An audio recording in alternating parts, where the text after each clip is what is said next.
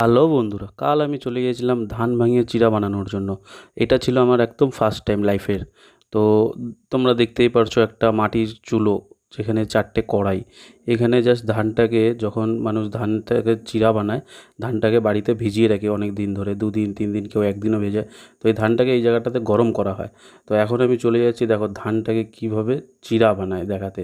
এই যেই মেশিনটা তোমরা দেখতে পারলে পেছনে, এই মেশিনটা দিয়ে ধান থেকে চাল হয়। এই দেখো, এখানে হচ্ছে চিড়াটাকে চালে, মানে চিড়াতে যা তুষ থাকে ধান থেকে চিড়া বানানোর জন্য, ধানটাকে ওই উনুনের ওপর থেকে নিয়ে এসে এই যে মেশিনে ফেলা হয়।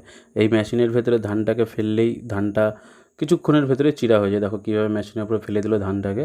এবার আমি দেখো তোমাদের কিছুটা হাত দিয়ে দেখাবো, কিন্তু খুব গরম মানে চিড়াটা। এখন এই দেখো চিড়া হয়ে গেছে। ঠিক আছে, তো এটা তো আমার লাইফের ফার্স্ট টাইম ছিল। এবার জানি না কারা কারা দেখেছো, যারা দেখেছো তারা তো জানোই, যাদের গ্রামের বাড়ি তারা জানো।